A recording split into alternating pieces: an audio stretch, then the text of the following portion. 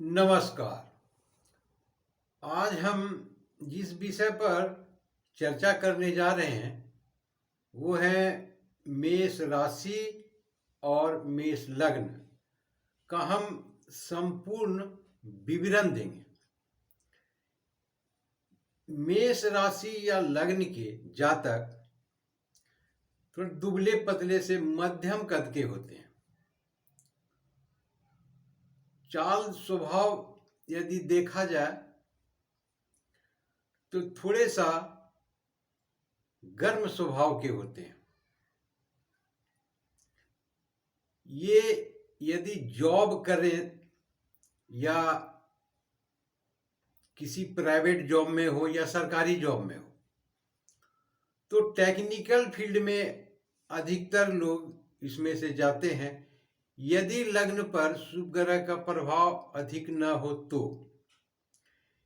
यदि मंगल केंद्र में हो या त्रिकोण में हो तो नौकरी की संभावना बनती है।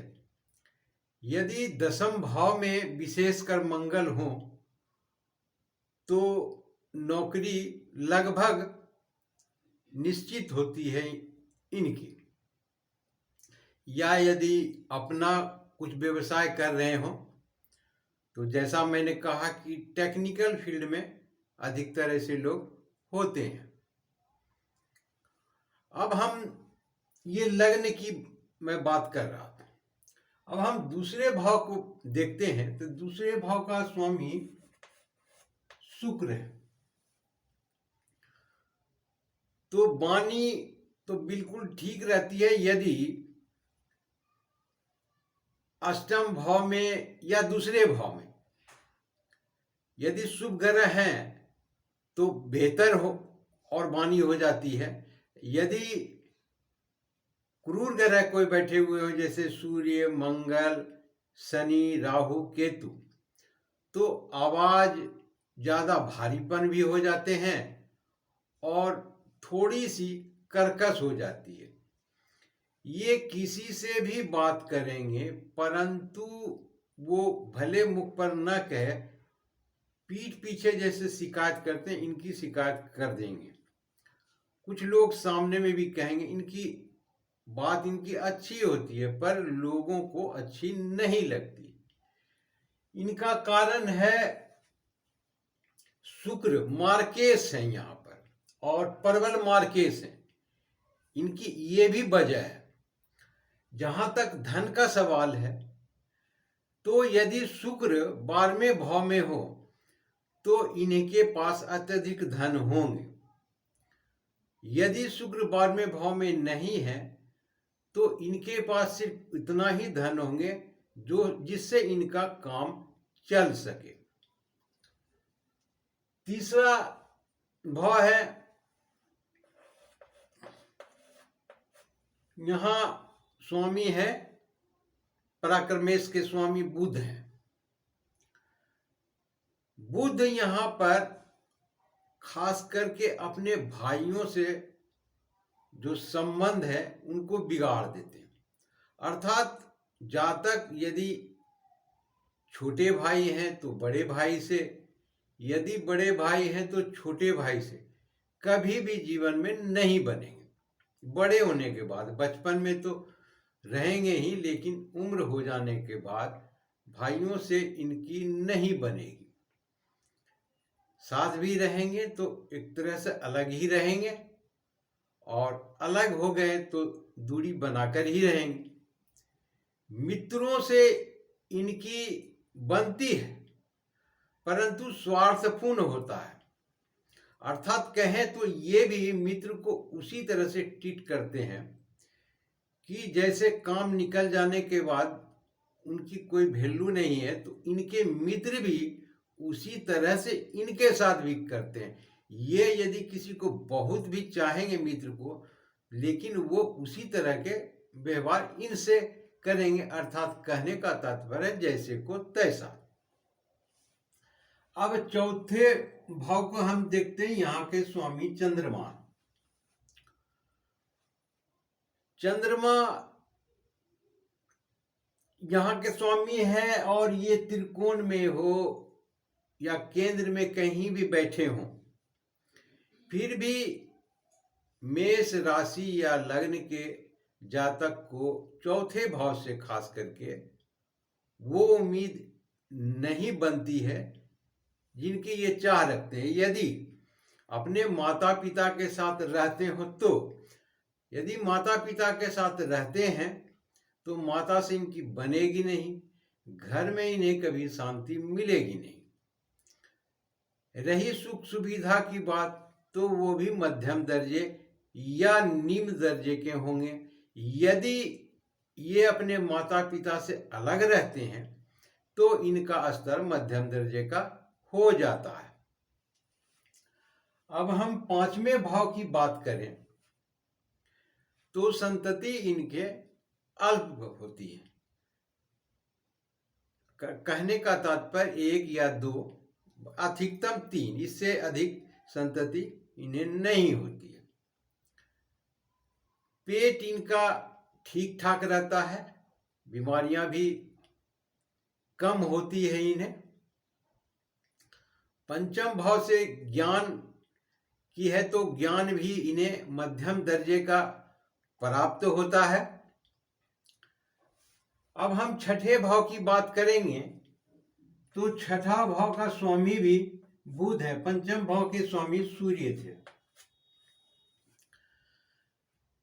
छठे भाव का स्वामी बुध ही है, तृतीय भाव का स्वामी भी और छठे भाव का स्वामी।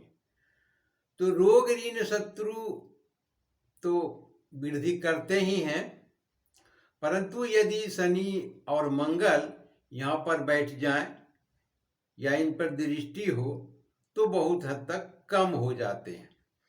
यदि मंगल यहाँ हो तो लगभग नहीं के बराबर ही शत्रु रहते हैं, परंतु गाय बगाए कोई न कोई किसी न किसी प्रकार से किसी से शत्रुता होते रहती है, परंतु इन्हें ज्यादा क्षति नहीं होती है।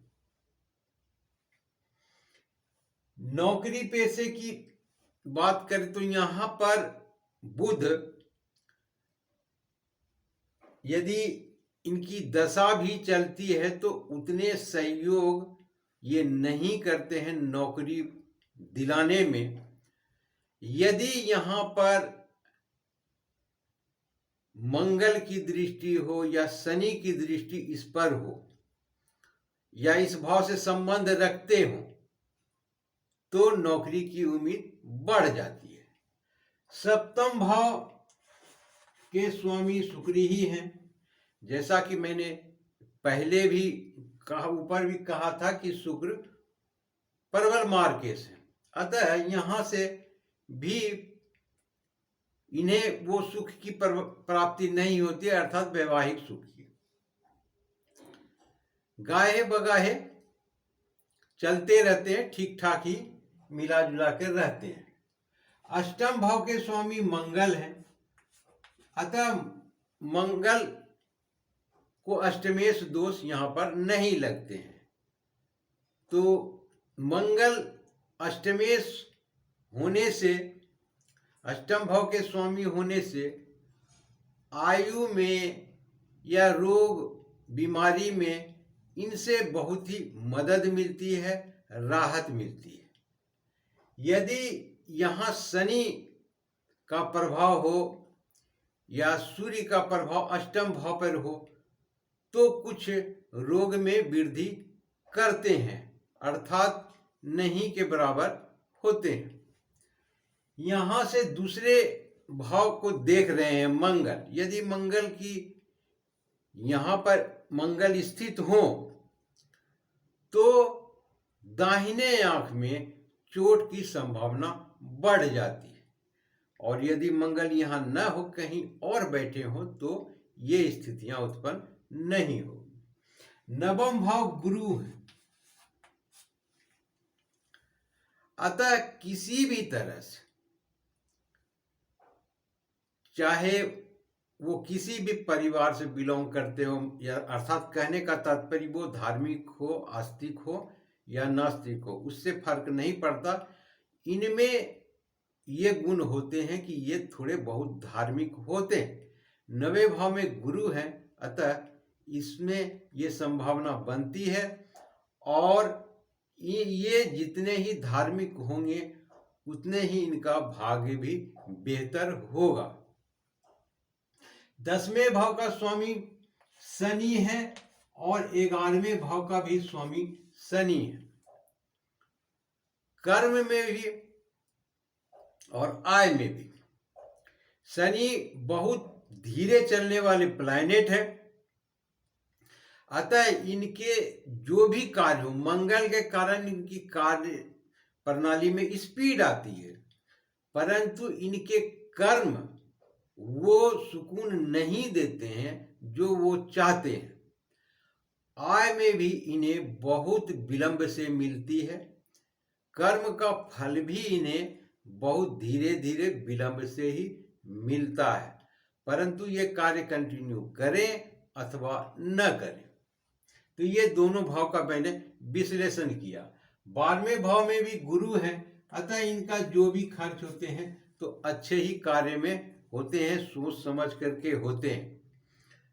तो ये था 12 भावों का मेष राशि और लग्न का पूर्ण विवरण। आशा करता हूं कि आपने पूरा वीडियो अवश्य ही देखा होगा। आपने पूरा वीडियो देखा, इसके लिए शुक्रिया, धन्यवाद।